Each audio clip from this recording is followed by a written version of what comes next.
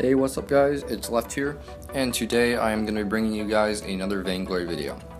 So today what I'm going to do is I'm going to start a new series on the channel. I was thinking last night that it was probably time for something new, and I came up with the idea that I could start a series about like Vainglory problems and issues. Not necessarily where I'm whining about things that I think are wrong with the game, because I really don't think there's very much wrong with the game at all.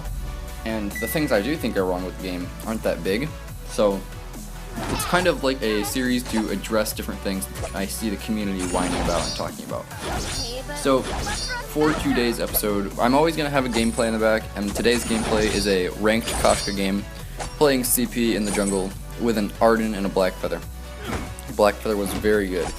So, for today's episode, first episode of this new series, I am going to be discussing solo queue complaints. Now, this is by far and wide the biggest, complaint, whine, grievance I see in all of Vainglory, and that grievance is that solo queue sucks. And while I'm not going to deny that that's true, there are a lot of different reasons that I can kind of debunk on this episode.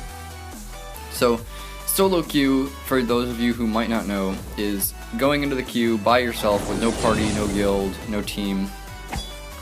Just by yourself, spinning the wheels, seeing what teammates you get, and hopefully trying to win. So, the number one solo complaint I see is I get too many bad teammates. My teammates suck. They don't build the right things. They pick bad heroes. Like, you don't know how many times I see that. Like, say, if player A picks, say, Skye jungle CP. He's like, yep, Skye is the meta, Skye is overpowered, I'm gonna play her. Player B locks in Celeste. Player A is likely to get angry at solo queue, because Celeste is not the meta right now. It's a double CP comp. And you'll likely be going against Skye, Black Feather, Arden, so Celeste is basically fresh meat. Now, player A is going to get really angry. He's going to blame solo queue. He's going to say that he just gets so many bad teammates. But let me tell you guys right now, that's not solo queue's fault. That's not the matchmaker's fault. The matchmaker's job is to pair you up with two teammates that it thinks are the best match for your win-loss rate, your deserter ratio, your elo range, and your past trophies. So, obviously, that person who locks in Celeste has a similar record to you. So, that's that for that complaint. The second complaint that I see is, well, I played in ranked, my teammate went 0-20, I added him, and he was like 4 tiers below me. Now, this I have no defense against. There are blips in the matchmaker, they happen all the time. And let me pause this right here to show you guys or just to tell you guys that since I was going against a Kestrel and a Celeste, I was gonna change up my Koshka build a little bit. Usually you see all of the pros, they max Twirly Death first. I am gonna max out Pouncy Fun at level 8, just because I need to front load my damage as much as possible when I'm playing against a Kestrel and a Celeste, because they are very squishy together. And with only a Catherine to protect them, they only have 2 stun, or they do have 3 stuns, but only one of them is reliable. So, back to the topic. You get a teammate that's like 4 tiers below you. There's really nothing you can do. The matchmaker, just like any machine, malfunctions all the time. This is not a very common occurrence. If it happens, you might not even know that it happened. You just might think they're a bad player. But if it happens, the only thing you can do is just carry on. Complaining to Super Evil, it's not going to do anything. They know that the matchmaker they created has flaws, it has blips, it doesn't work all the time. So there's just not really much that you can do to change that. Next is that people say that solo queue is completely luck. And let me just tell you guys that I'm not going to deny that one either. I met Call the Meek in solo queue on my team, and we absolutely destroyed them because he went 15-0. In the next game, I meet Vertigo Black on the other team in solo queue. They destroyed us. It wasn't even close. and that wasn't fair because I had solo queue teammates. They were Vertigo Black on Discord. Wasn't a very good time. So the solo queue is partly luck, but I mean, what isn't luck besides things like math and like more absolute things? But there's so many things that are luck, just complete luck. And solo queue is sadly one of them. That's just something you have to deal with. Next is probably my favorite of all these complaints, and that is that Super Evil Megacorp is trying to force us to party up with all these guild rewards and is slowly trying to phase out solo play. This is a conspiracy theory that I see on the forums all the time. It's pretty funny, but I mean, it sort of has a shred of truth to it, even though it's not even like, I'd say this is like 20% true. Super Evil has been, like, they've been giving us so many different rewards for playing with parties, with our guilds, with our teams. We can go to the VGL. There's so much stuff that you can do when you're playing in a party that you don't have when you're a solo player. And when you're a solo player, you're subjected to all the other complaints that I stated above. So, people think that all of the guild rewards, the guild payouts, VGL, you're all trying to prioritize esports players and leave the solo queue. I mean, I can totally see where people are coming from on this. Vainglory started as a casual game, and it has quickly ballooned into an esport, a really successful esport, which is good. But that doesn't mean we can leave our casual players, like the players that we founded the game on, in the dust. Solo queue is not really that beneficial unless you're going for ranked. So in a sense, they are kind of trying to phase out solo play. But it's not as bad and conspiracy theory-ish as you guys might think. The next three subjects are kind of all the same. And that is going to be rage pingers, insta-lockers, and trolls. So let's start with insta-lockers.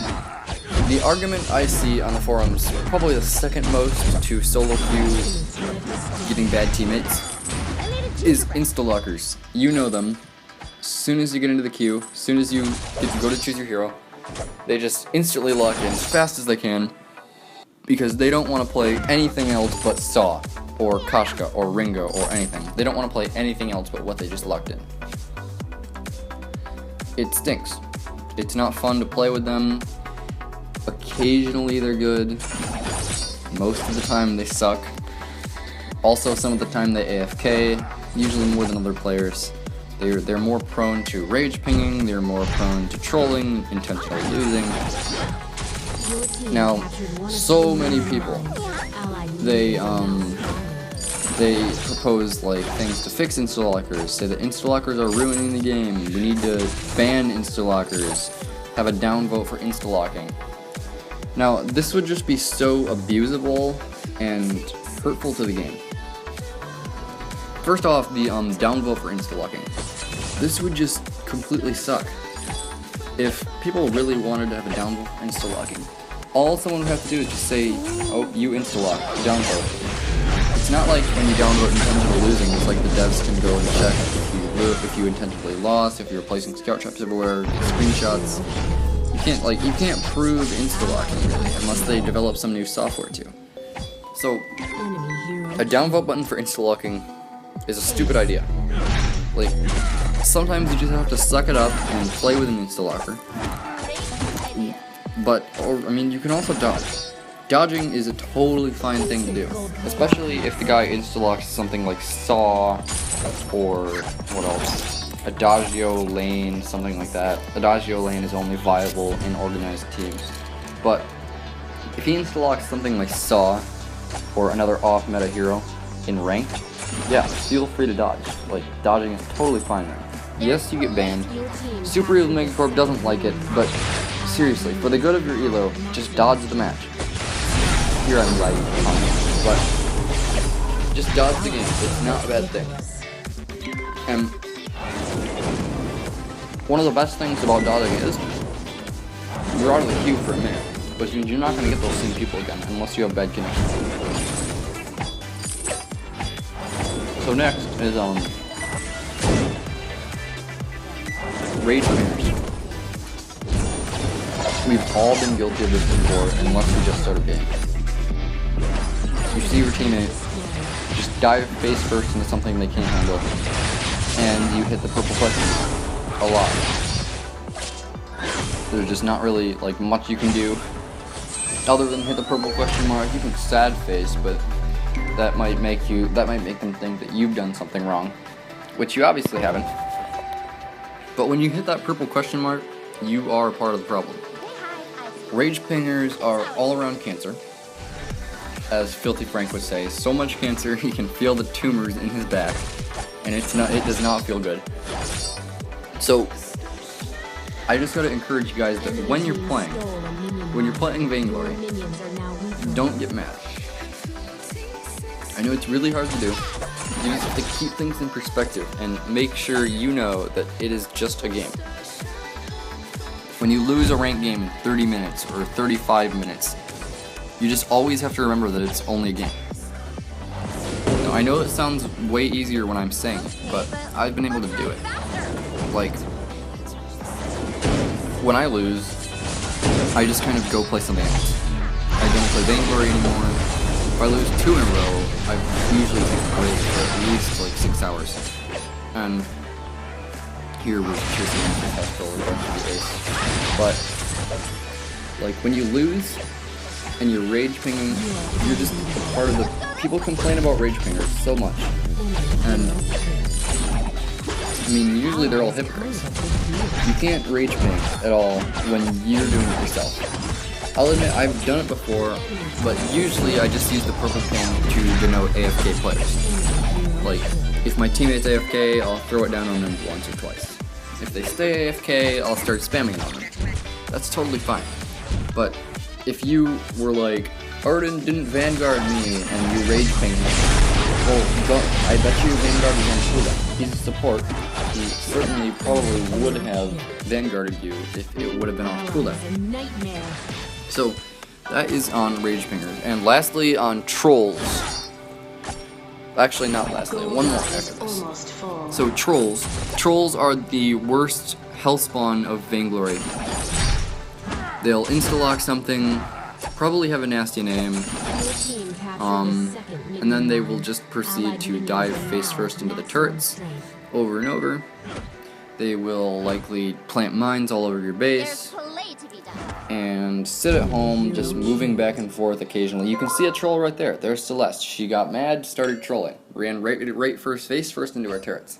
But you can there's nothing you can do against trolls. The only thing you can do is downvote for intentional losing. It's all you can do, really. But you'll see after this game I downvote Celeste for intentional losing because, I mean, that's what it is. You always get to downvote the intentional losing. Even if they're on the other team. There I pop the Flex Fountain of the Black Feather, keeping it alive, and we're going to pick up the ace here. Celeste just kind of gives up. She doesn't even have any damage items anymore. But trolls are just, you just have to move on from trolls. Take screenshots if you can, send them in. They can get banned for a week or more if you catch them trolling. And that is going to be it for today, guys. Hopefully you guys like the idea of this new series as I shadow the vein. And I will hopefully be bringing you guys a video tomorrow. I'm not really sure because we play against Arden Alliance, which is going to be a slaughterfest in their favor. So that's going to be it for today, guys. Hope you enjoyed. Leave a like, subscribe if you loved it, and see ya.